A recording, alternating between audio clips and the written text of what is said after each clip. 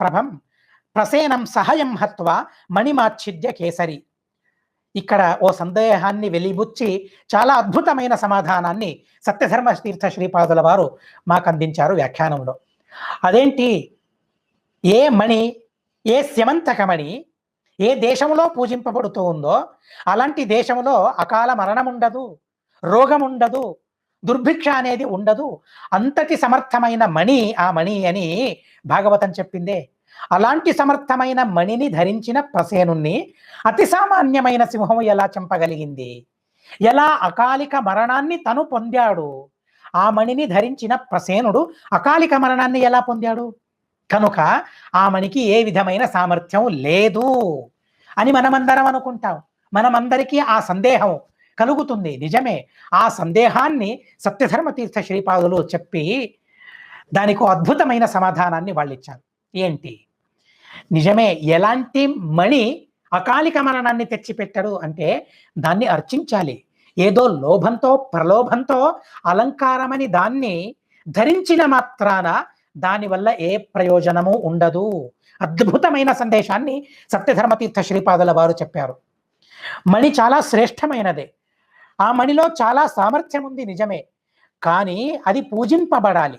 పూజితమైన మణి అలాంటి అద్భుతమైన ప్రయోజనాన్ని అందించగలిగదే తప్ప ఏదో ప్రలోభంతో అలంకారమని దాన్ని ధరించినంత మాత్రాన దానివల్ల ఏ విధమైన ప్రయోజనము ఉండదు.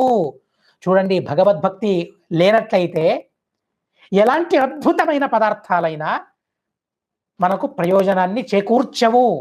భక్తి లేనిదే ఎన్ని యజ్ఞయాగాదులు చేసినా, భక్తి లేనిదే ఎలాంటి వ్రత నియమాలను మనం ఆచరించినా, భక్తి లేనిదే ఏం చేసినా, భగవంతుణ్ణి స్మరించకుండా మనమే ధర్మాన్ని చేసినా ఆ ధర్మం వల్ల మనకు ఫలితం అనేది ఉండదు అనే విషయాన్ని భాగవతం ఎంత చక్కగా చెబుతుందో చూడండి. దాన్ని సత్యధర్మ తీర్థ శ్రీపాదుల వారు ఎంత చక్కగా వివరించారో చూడండి. అలా మరో మాటను కూడా చెప్పారు. ఎప్పుడు మనిషి అశుద్ధమవుతాడు అంటే గుర్రాన్ని ఎక్కినప్పుడు మనిషి అశుద్ధంగా ఉంటాడని తను చెప్పాడు. వ్రతార్క అనే గ్రంథం యొక్క ఉదాహరణనిచ్చి ఆ మాటను వారు చెప్పారు. ఆ అశుద్ధిని పరిహరించుకునేందుకు ఎన్నో ఉపాయాలు ఉన్నాయి. కానీ తను గుర్రాన్ని ఎక్కాడు కనుక తాను అశుద్ధుడయ్యాడు. అశుద్ధుడైన తనను ఆ సింహం చంపింది అనే ఉత్తరం మరో ఉత్తరం. కానీ ప్రధానమైన ఉత్తరం ఏది అంటే ఆ మణిని అర్చించి ధరించాలి, భక్తితో ధరించాలే తప్ప ప్రలోభంతో ధరించడం కాదు. మనం కూడా తులసీమాలను ధరిస్తాం, అక్షమాలను ధరిస్తాం, పవిత్ర దారాన్ని మనం ధరిస్తాం, అనంత దూరాన్ని మనం ధరిస్తాం, హనుమద్వ్రతాన్ని చేసి దూరాలను ధరిస్తాం, జ్యేష్ఠాదేవిని పూజించి దూరాన్ని ధరిస్తాం, ఇలా వరమహాలక్ష్మిని పూజించి దూరాన్ని ధరిస్తాం. అలాంటి దూరాలను ధరించేటప్పుడు అలంకారమని ధరించకుండా, ప్రలోభంతో ధరించకుండా భక్తితో ధరించాలి.